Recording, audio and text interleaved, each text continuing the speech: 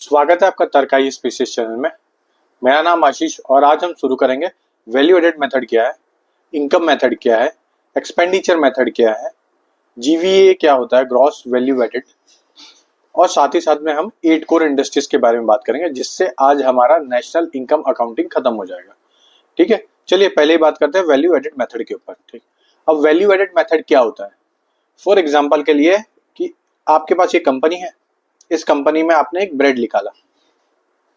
अब इस ब्रेड के पहले गेहूं था, इस गेहूं के पहले फार्मर ने एक चीज की थी कि उसको उगाया था। अब फार्मर ने एक बेसिक बीज लिया, उस बीज में फर्टिलाइजर ऐड किया तो कुछ वैल्यू ऐड हुई। फॉर एग्जाम्पल के लिए 1 रुपए का बीज लिया तो 1 रुपया ऐड हुआ इसके अंदर वैल्यू उसकी बीज की, जो बाकी सब प्रोडक्ट लग रहे हैं तो हो गया 2 रुपया। अब उस 2 रुपए से फिर गेहूं को फर्निश्ड किया, मील में गया, वो सब कुछ गया तो उसमें ऐड हुआ 1 रुपया, हो गया 3 रुपया। अब इस 3 रुपए से जब वो फैक्ट्री के अंदर जा रहा तो हो गया 10 रुपए तक, तो हो गया 13 रुपया।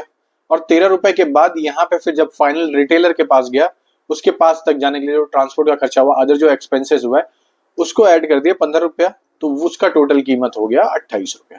ठीक है, ये जो वैल्यू ऐड होते आया है इसी को बोलते हैं वैल्यू एडेड मेथड। इसमें हर एक वैल्यू को रखा जाता है, ऐड किया जाता है। इसका रीजन ये रहता है ताकि जितने भी इंटरमीडिएट रहे उनको एलिमिनेट कर पाए, जहां पे करप्शन हो रहा है उसको आइडेंटिफाई कर पाए। समझ गए? तो इसके लिए वैल्यू एडेड मेथड जीडीपी को इस तरीके से काउंट होता है। अब मुझे कोई भी ये बता दे कि जीडीपी में जो जीवीए है, ठीक है, और जीडीपी है, ये दोनों में बेसिक डिफरेंस क्या है, ग्रॉस वैल्यू एडेड में क्या फर्क है और जीडीपी में क्या फर्क है, और कौन सा हर बार ज्यादा होता है। चलिए अब आगे बात करते हैं। आगे है हमारा इनकम मेथड। ठीक है, इनकम मेथड में क्या होता है, it focus on demand side product पे। जिस तरीके से वैल्यू एडेड क्या करता है, सप्लाई साइड पे फोकस रखा है। ऑब्वियसली ना, आपका एक एक प्रोडक्ट पे ऐड होते जाएगा तभी तो जाएगा, लेकिन यहाँ पे डिमांड साइड मतलब जब आपके पास पैसा होगा तो आप एक्सपेंस करोगे, तो जो आपका एक्सपेंस होगा उसको जो रिकॉर्ड रखेगा वो हो जाएगा आपका इनकम मेथड। तो वो कैसे काउंट होता है, वेज। आप सपोज 30,000 की सैलरी पा रहे हो, ठीक है, पहली चीज ये सैलरी पा रहे हो। अब कोई पर्सन वो इंटरेस्ट से कमा रहा है तो हो सकता है उसका 10,000 वो इंटरेस्ट से कमा रहा होगा। हो सकता है कोई दूसरा पर्सन वो कहीं अपना घर या अपना कोई लैंड वो रेंट पे दिया, उससे उसका 15,000 आ रहा है। डिविडेंड से 10,000 कमा रही है कोई बैंक होगी। इनडायरेक्ट टैक्स जो पे कर रहे हैं हम लोग, अदर जो एक्टिविटी हो रही है उससे जो गवर्नमेंट कमा रही है, फॉर एग्जाम्पल 200 रुपया कमा रही है। सब्सिडीज जो गवर्नमेंट दे रही है वो माइनस कर रही है ऑब्वियसली, तो 2,000 की सब्सिडी दे रही है वो माइनस हो जाएगा। और डेप्रिसिएशन जो डेली का चल रहा है, जितना भी डेप्रिसिएशन है वो भी माइनस होगा, तो सब्सिडी माइनस डेप्रिसिएशन हो जाता है। समझ गए? तो ये सबको आप प्लस कर दोगे तो आपका आ जाएगा इनकम मेथड। तो इनकम मेथड में मोस्टली जो आपको यूज होता है वो होता है आपका wage, interest, rent, profit, dividend, सबको प्लस करते हैं, फिर जो फाइनल अमाउंट आता है वो हो गया आपका इनकम मेथड। तो इनकम मेथड डिमांड के ऊपर, अगर आपकी जेबे में 100 रुपया होगा तो आप 100 रुपया खर्चा करने के बारे में सोचोगे, बस इसी के बारे में बताता है। तीसरा है एक्सपेंडिचर मेथड। ठीक है, इसको ध्यान देना क्योंकि इससे क्वेश्चन बन भी सकते हैं, क्योंकि इसी से काउंटिंग भी होती है जीडीपी। अब एक्सपेंडिचर मेथड क्या होता है, टोटल स्पेंडिंग करते हैं। ठीक है, हम जितना स्पेंड करते हैं, जितना हम खर्चा करते हैं, वो हो गया आपका एक्सपेंडिचर मेथड। ठीक है, तो गुड्स हो या तो सर्विस हो। अब गुड्स में आपने कोई सब्जी खरीदी है तो आपने कुछ पैसा दिया है।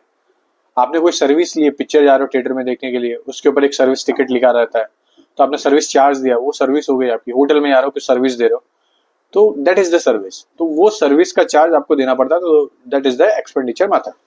ठीक है, अब एक्सपेंडिचर मेथड जो इंडिया काउंट करता है जीडीपी पे, उसमें है पहला कंजम्पशन जो करेगा, इन्वेस्टमेंट करेगा, गवर्नमेंट जो एक्सपेंडिचर होता है, और एक्सपोर्ट माइनस इंपोर्ट होता है। ठीक है, हमारे यहाँ पे इंपोर्ट बहुत ज्यादा होता है, इसके लिए इंपोर्ट हमेशा माइनस में ही रहता है। कंजम्पशन, जो भी आप कंजम्पशन करने के लिए जो भी चीजें बाई कर रहे हो वो चीजें हो जाएगी। फॉर एग्जांपल के लिए आप जाके धनिया खरीद रहे हो या कुछ बेसिक नेसेसिटी वाली चीजें खरीद रहे हो तो वो आपके कंजम्पशन में आ गया। और गवर्नमेंट कोई इन्वेस्टमेंट कर रही है या इंटरेस्ट मिल रहा है या इन्वेस्टमेंट के थ्रू पे कोई चीजें हमारी इकोनॉमिक में एक्टिविटी को ग्रोथ कर रही है तो उस चीज को यहाँ पे रिकॉर्ड रखा जा रहा है। गवर्नमेंट एक्सपेंडिचर कर रही है, मैं बहुत पहले अपने लेक्चर में समझा चुका हूँ कि कब एक एक्सपेंडिचर इन्वेस्टमेंट में कन्वर्ट होता है। ठीक है, जब वो इन्वेस्टमेंट से पैसा गेन होने लग जाता है तो वो एज ए इन्वेस्टमेंट हो जाता है, तब तक वो एक्सपेंडिचर होता है। फॉर एग्जाम्पल के लिए आपका एग्जाम्पल ले लीजिए, आप पढ़ रहे हो, अभी आपके पीछे एक्सपेंडिचर है, लेकिन जहां पे जैसे आपका सिलेक्शन हो जाता है तो आप एज ए इन्वेस्टमेंट कहलाओगे, क्योंकि आपका इन्वेस्टमेंट रिटर्न अच्छा आ गया। समझ गए? फिर आता है एक्सपोर्ट और माइनस इंपोर्ट। जो आपने एक्सपोर्ट किया और जो आपने इंपोर्ट किया दोनों माइनस होगा, फिर जो फिगर आएगा वो आपका आ जाएगा जीडीपी। ठीक है, तो जीवीए जो होता है ग्रॉस वैल्यू एडेड, ये सेक्टर वाइज होता है। एस्टिमेट लिखा जाता है जीवीए में एज अ बेसिक प्राइस पे। अब फॉर एग्जांपल है ग्रॉस वैल्यू एडेड, आपने एक कार है, ये कार मैन्युफैक्चरिंग है, इसने कार बनाई है, ठीक है। इस कार को बनाने के लिए स्टील लग रहा है, इस स्टील की कीमत 100 रुपये है और इस कार की कीमत एजम्पशन करना 1000 रुपये है। तो ठीक है, अब ग्रॉस वैल्यू एडेड क्या होता है, इस 100 और 1000 है, इन दोनों का डिफरेंस कितना हो जाएगा, 900 रुपया।